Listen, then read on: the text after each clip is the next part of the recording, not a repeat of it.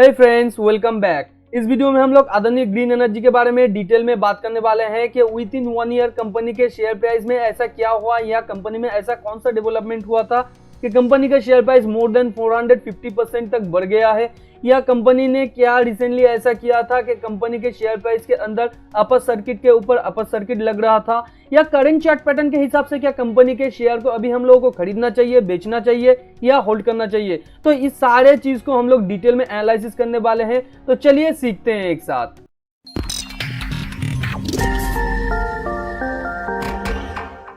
तो चलिए पहले हम लोग बात करते हैं अदानी ग्रीन एनर्जी का जो 450% से ज्यादा with in 1 year share price बढ़ गया है, उसके पीछे मेनली कौन सा रीजन से। तो एक कंपनी का जब शेयर प्राइस बढ़ता है उसके पीछे बहुत सारा रीजंस होता है। तो इसका एक मेन वजह मुझे ये लगता है कंपनी का क्वार्टर ऑन क्वार्टर जो रिजल्ट है वो है, क्योंकि कंपनी का quarter on quarter result company ने हमेशा से ही अच्छे तरीके से मैनेज किया है और रेवेन्यू बहुत शानदार तरीके से क्वार्टर ऑन क्वार्टर कंपनी ने बढ़ाया है। अब यहाँ से देख सकते हैं सितंबर 2018 को कंपनी का जो रेवेन्यू था टोटल 458.9 करोड़ का, और करेंटली मार्च 2021 में है 1082 करोड़ का। उसके साथ जो इम्प्रेसिव चीज यहाँ पे हम लोगों को देखने को मिल रहा है कंपनी का ऑपरेटिंग प्रॉफिट मार्जिन। आप जानते हैं, आप और मैं जब भी कोई भी बिजनेस के लिए सोचते हैं तो हम लोग क्या चाहते हैं, कम से कम रेवेन्यू में या कम से कम इन्वेस्टमेंट में या रेवेन्यू जनरेट करने पर हम लोगों को ज़्यादा से ज़्यादा ऑपरेटिंग प्रॉफिट हो या नेट प्रॉफिट हो। तो कंपनी का यहाँ पे उतना अच्छा रेवेन्यू ग्रोथ नहीं हुआ है, मगर कंपनी का जो ऑपरेटिंग प्रॉफिट मार्जिन है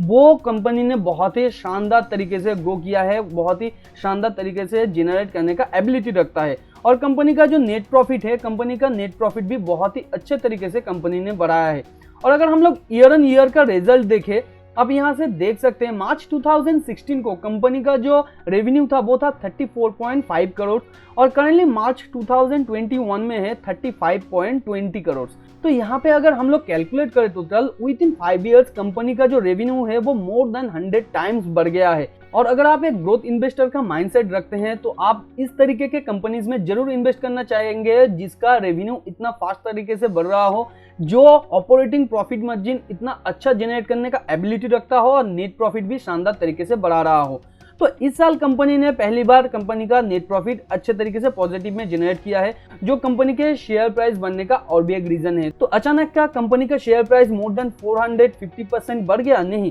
कंपनी का जो क्वार्टर ऑन क्वार्टर रिजल्ट है वहां पे हम लोग क्लियरली देख सकते हैं कंपनी ने पिछले कई क्वार्टर के मुकाबले ये जो 4 क्वार्टर गया है यहाँ पे कंपनी ने पॉजिटिव तरीके से अपना जो नेट प्रॉफिट है वो जनरेट कर पाया है, जिसके वजह से कंपनी के शेयर प्राइस में एक अच्छा खासा इंक्रीमेंट हम लोगों को देखने को मिला है। और आगे आने वाले टाइम पे अगर कंपनी इतना अच्छे तरीके से कंसिस्टेंट रिजल्ट हम लोगों को प्रोड्यूस करके देता है तो कोई डाउट नहीं है कंपनी का शेयर प्राइस और भी ज्यादा बढ़ सकता है। मगर यहाँ पे और भी एक क्वेश्चन आता है, कंपनी का रिसेंटली यहाँ पे इतना सारा जो शेयर प्राइस बढ़ा है और कुछ ही दिन से हम लोग देख रहे थे अदानी ग्रीन के अंदर अपर सर्किट के ऊपर अपर सर्किट लग रहा था, तो उसके पीछे मेनली रीजन क्या थे? तो यहाँ पे इसके पीछे जो मेन रीजन था, आफ्टर क्वार्टर 4 का रिजल्ट कंपनी ने यहाँ पे डिक्लेयर किया था, कंपनी बहुत सारा मल्टी बिलियन डॉलर का डील साइन किया था जिसके अंदर एक 1300 मेगावाट का प्रोजेक्ट था। उसके बाद कंपनी ने 17 मई को ये डिक्लेयर किया था एसबी एनर्जी के अंदर कंपनी अपना 100% स्टेक एक्वायर करने वाला है, जिसका valuation more than 4 billion dollar का है।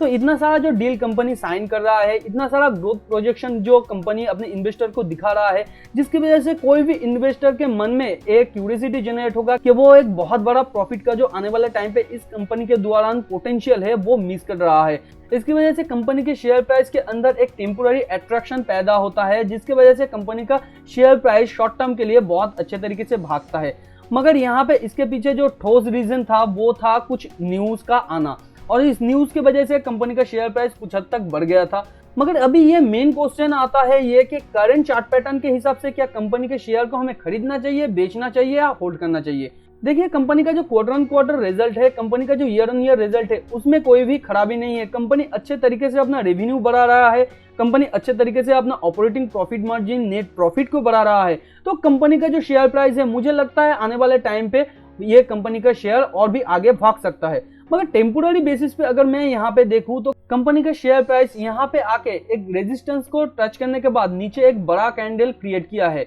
और ये एक बेयरिश कैंडल होता है, जिसकी वजह से मुझे करेंटली लग रहा है कंपनी का शेयर आगे आने वाले 4-5 दिनों तक या इस हफ्ते तक कंपनी का शेयर प्राइस नीचे आ सकता है कुछ हद तक। और ये 1205 के आसपास कंपनी का नेक्स्ट सपोर्ट दिखा रहा है मुझे। उसके बाद अगर इस सपोर्ट को तोड़ दे तो 1113 के आसपास इसका नेक्स्ट सपोर्ट दिखा रहा है, और ऊपर जो रेजिस्टेंस दिखा रहा है वो 1390 के आसपास इसका रेजिस्टेंस है। तो अगर कंपनी नेक्स्ट डे या विद इन 4 to 5 डेज के अंदर या नेक्स्ट वीक के अंदर कंपनी इस रेजिस्टेंस को तोड़ के ऊपर जाके क्लोज करता है और कुछ हद तक रुक के कंपनी एक हाई वॉल्यूम के साथ ऊपर बनने की कोशिश करता है, तो कंपनी का शेयर प्राइस और भी ज्यादा ऊपर जा सकता है कई दिनों तक। और अगर हम लोग वीकली चार्ट को देखें तो वीकली चार्ट में यहाँ पे दिखा रहा है कंपनी का शेयर प्राइस अभी एक बुलिश सिग्नल में है, मगर यहाँ पे अगर डे का चार्ट हम लोग देखें तो अभी यहाँ पे एक बेयरिश सिग्नल हम लोगों को दिखा रहा है, जिसका करेंटली इस सपोर्ट तक आना बनता है। मगर जब इस तरीके का कैंडल फॉर्मेशन होता है तो जनरली कंपनी का शेयर प्राइस कुछ हद तक नीचे आता है।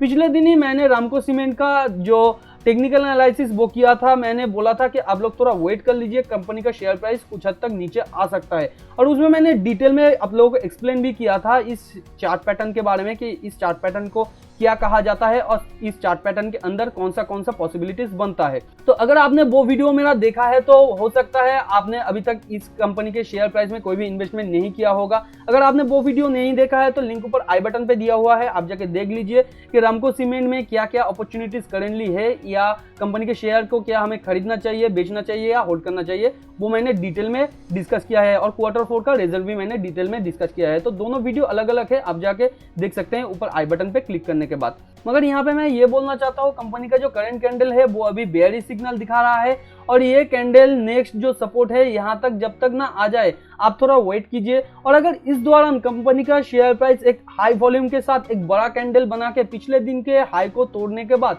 ऊपर जाके क्लोज होता है तो आप वहां से एक स्टेक ले सकते हैं स्विंग ट्रेडिंग के लिए। और अगर आप एक लॉन्ग टर्म इन्वेस्टर हैं तो भी आप इस कंपनी के अंदर इन्वेस्ट कर सकते हैं, क्योंकि वीकली चार्ट के हिसाब से और मंथली चार्ट के हिसाब से कंपनी के शेयर प्राइस में अभी बहुत अच्छा खासा पोटेंशियल है कि कंपनी का शेयर अभी अच्छे तरीके से आगे बढ़ पाए। तो यहाँ पे कोई भी बेयरिश सिग्नल मुझे नहीं दिख रहा है। और अगर हम लोग फंडामेंटल बेसिस पे देखें तो क्वार्टर जो रिजल्ट है अगर वो खराब आता है 2-3 क्वार्टर तक, तब हमको ये स्टॉक को बेच देना चाहिए या कोई भी स्टॉक को हमें ज़्यादा होल्ड नहीं करना चाहिए, क्योंकि अगर कंपनी का जो फंडामेंटल है वो ही ठीक नहीं रहता है तो कंपनी को होल्ड करने का कोई भी मतलब नहीं बनता है। अगर टेक्निकली हम लोग यहाँ पे देखें तो टेक्निकली भी यहाँ पे अभी खरीदने का मैं कोई भी आप लोगों को सलाह नहीं दूंगा, क्योंकि यहाँ पे खरीदने का कोई भी पॉजिटिव सिग्नल मुझे नहीं दिख रहा है। तो मैं यही बोलना चाहता हूं आप लोग इस सपोर्ट तक आने के लिए थोड़ा वेट कीजिए। जब इस सपोर्ट तक टच करके कंपनी का शेयर प्राइस एक हाई वॉल्यूम के साथ पिछले दिन के हाई को तोड़कर ऊपर जाके क्लोज करेगा तब एक पॉजिटिव सिग्नल बनता है, और तब मैक्सिमम ये चांस बनता है कि आप स्टार्टिंग से ही प्रॉफिट करना चालू कर दे। तो उम्मीद करते हैं ये छोटा सा वीडियो आपको नॉलेजेबल लगा होगा। वीडियो अगर नॉलेजेबल लगा है तो वीडियो को लाइक एंड शेयर कीजिए आपके उन फ्रेंड्स एंड फैमिली के साथ जो फाइनेंस और स्टॉक मार्केट में इंटरेस्ट रखते हैं। अगर वीडियो के बारे में कोई भी डाउट है या क्वेश्चन है या आगे आने वाले टाइम पे आप किसी और टॉपिक के ऊपर वीडियो चाहते हैं तो उसके बारे में भी नीचे कमेंट में आप लिख सकते हैं। अगर चैनल पे नया है तो चैनल को सब्सक्राइब करके बाजू में जो बेल आइकन है उसे हिट कर दीजिए ताकि नए वीडियो का नोटिफिकेशन आपको तुरंत मिल सके। मिलते हैं अगले वीडियो पर, तब तक के लिए अपना बहुत ज्यादा ध्यान रखिए। Thanks for watching and happy investing.